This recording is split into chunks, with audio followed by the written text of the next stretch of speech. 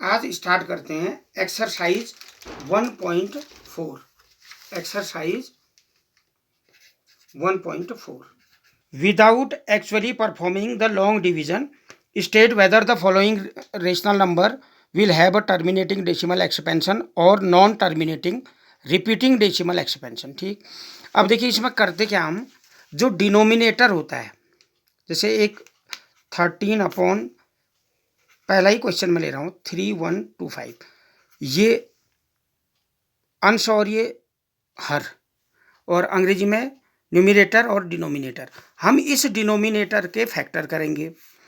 अगर डिनोमिनेटर के फैक्टर में 2 आए या 5 आए या 2 and 5 बोथ, 2 and 5 बोथ, अगर इसके प्राइम फैक्टर करने पर प्राइम फैक्टर में 2 आए या 5 आए या 2 and 5 दोनों आए, तब तो ये टर्मिनेटिंग होगा।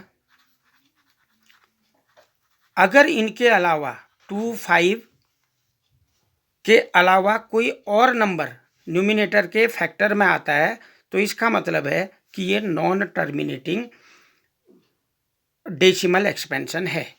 अब देखिए इसके फैक्टर कर लेते हैं। 3125, 5 6 जा 30, 12, 5 2 जा 10, 5 5 जा 5, 1 जा 5, 5 2 जा 10, 5 5 जा 5 2 जा 10, 5 5 जा 25, 5 5 जा 25, 5 1 जा 5, 2 3 4 5, यानी 5 की पावर 5 इक्वल टू आया। देखिए डिनोमिनेटर के फैक्टर किए, फैक्टर में हमें केवल क्या मिले 5, तो 5 की पावर 5 मिली हमको, 1 2 3 4 5।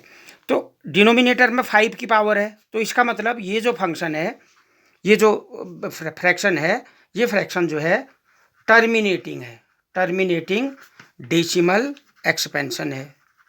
ऐसे एक और लेना है 17/8, दूसरा, इसके फैक्टर करेंगे हम। 17/8 के फैक्टर करें प्राइम फैक्टर, 2 इंटू 2 इंटू 2, 2 2 जा 4, 2 जा 8, यानी 2 की पावर 3। यहाँ पर 2 की पावर है तो ये भी आ गया हमारा टर्मिनेटिंग, टर्मिनेटिंग, क्योंकि फैक्टर जो डिनोमिनेटर के हम फैक्टर कर रहे हैं उसमें 5 आया, यहाँ 2 आया। अब हम एक ऐसा केस लेते हैं जिसमें 2 और 5 दोनों आए। जैसे सपोज इसी ने दे रखा है एक क्वेश्चन, 6th क्वेश्चन, 23/2 की पावर 3, 5 की पावर 2। अब देखिए इसमें डिनोमिनेटर में 2 भी है और 5 भी है, 2 की पावर भी है और 5 की पावर भी। तो ये जो 2 की पावर 3, 5 की पावर 2 है, ये हमारा टर्मिनेटिंग डेसिमल एक्सपेंशन होगा। अगर अदर देन 2 and 5 आता है तब ये नॉन टर्मिनेटिंग हो जाएगा। जैसे बुक के क्वेश्चन सॉल्व करें, 64/455, फैक्टर करेंगे हम इसके 4 5 5, 5 9 जा 45, 5 1 जा 5, 3 7, 1 जा 7, 7 13 जा 17 1 जा। अब देखिए इसके फैक्टर में ये आया हमारा 64/455 इक्वल टू 64/5 इंटू 7 इंटू 13। अब देखिए अदर देन 5 आए ना, 17 और 13 आ गया। 2 और 5 ही होता तब तो टर्मिनेटिंग होता, या खाली 5 होता तब भी टर्मिनेटिंग होता, खाली 2 होता तब भी टर्मिनेटिंग होता। अब 7 और 13 आ गए हैं तो इसका मतलब ये हो गया नॉन टर्मिनेटिंग, नॉन टर्मिनेटिंग। तो आप ये ध्यान रखेंगे कि अगर डिनोमिनेटर के फ्रैक्शन में 2 5 या 2 and 5 दोनों आते हैं तब तो ये टर्मिनेटिंग डेसिमल एक्सपेंशन है। अदरवाइज 2 और 5 के अलावा कोई भी नंबर आए तो ये नॉन टर्मिनेटिंग डेसिमल एक्सपेंशन होगा। अब क्वेश्चन नंबर 2 ले लेते हैं। Question number 2, write down the decimal expansion of those rational number in question number 1 above which have terminating decimal expansion. अब ये कह रहा है कि क्वेश्चन नंबर 1 में जो टर्मिनेटिंग डेसिमल एक्सपेंशन है, हाँ, तो राइट डाउन द डेसिमल उनको लिखना है।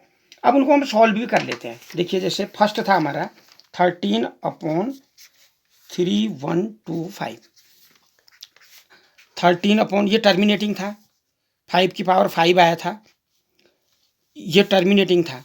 तो अब हम अगर इसको सॉल्व करेंगे, देखिए हम ऐसे भी कर सकते हैं इसको, देखिए 13/5 इंटू 5 इंटू 5 इंटू 5 इंटू 5, 1 2 3 4 5, 5 की पावर 5 का मतलब 5 को 5 टाइम लिख दिया। अब हम सिंपल करने के लिए जैसे 5 इंटू 2 किया, इसको भी 5 इंटू 2 कर दें, इसको भी 5 इंटू 2 कर दें, इसको भी 5 इंटू 2 कर दें, और इसे भी 5 इंटू 2 कर दें। क्यों किया? ताकि 10 आ जाए, डिवाइड करने में सुविधा होगी हमको। 1 2 3 4 5 टाइम, यानी 2 की पावर 5 हमने एक्स्ट्रा लिखा है। तो ये आ गया, देखिए 13 इंटू 2 की पावर 5 का मतलब 2 2 जा 4, 2 जा 8, 2 जा 16, 2 जा 32, 2 जा 64, 1 2 3 4 5 32, 2 2 जा 4, 2 जा 8, 2 जा 16, 2 जा 32, 32 अपॉन ये 10 हो गया, 5 2 जा 10 इंटू 10 इंटू 10 इंटू 10 इंटू 10, यानी हम इनको मल्टीप्लाई कर दें। 13 2 जा 26, 2 13 3 जा 39, 39 में 2 ऐड करें 41 अपॉन 1 के आगे कितने जीरो आ जाएंगे? 1 2 3 4 5 जीरो, 1 2 3 4 5। अब जब हम इसको डिवाइड करेंगे तो 1 2 3 4 5 जो दशमलव है 5 स्थान बाईं ओर चला जाएगा, यानी 3 डिजिट तो हमारे पास है ही। 1 2 3 4 5, 1 2 3 4 5, 1 2 3 4 5, ये आंसर आ गया। तो ऐसे ही जो भी आपको ऐसे मिलेंगे टर्मिनेटिंग, उनको आप डिवाइड कर देंगे। आप चाहे तो ऐसे भी डिवाइड कर सकते हैं इसको। अगला question, third question. Third question देखिए,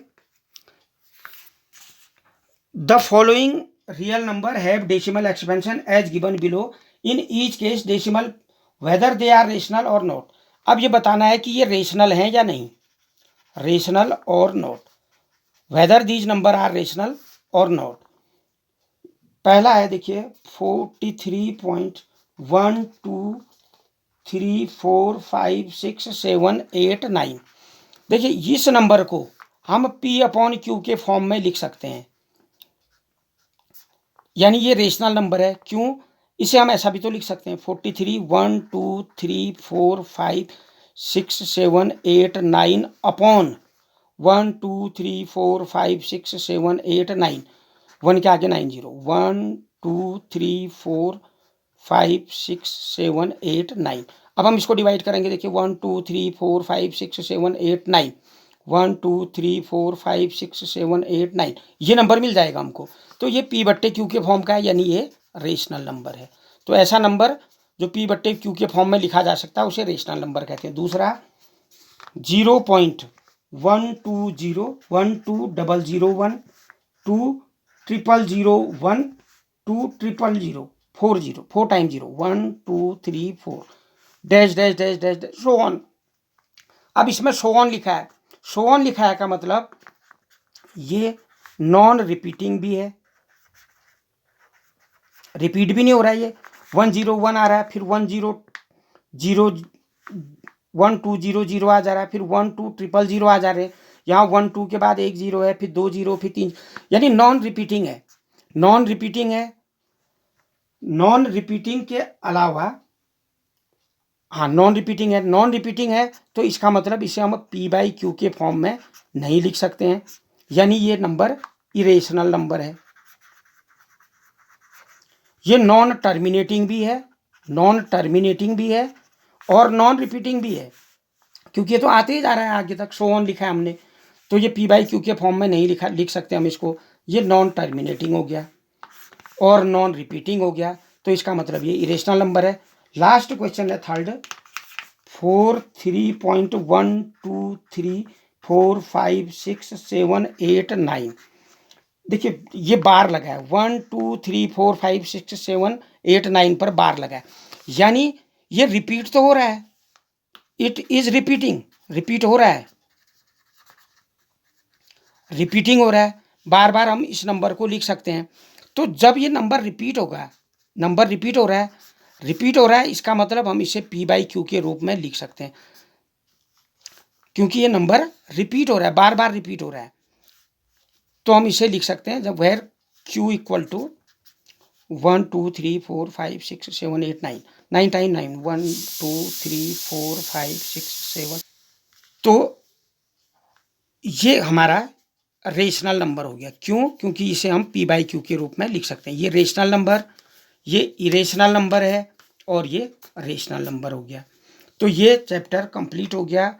अब इसके बाद अगला चैप्टर जो आएगा पॉलिनोमियल, पॉलिनोमियल को हम कल पढ़ेंगे।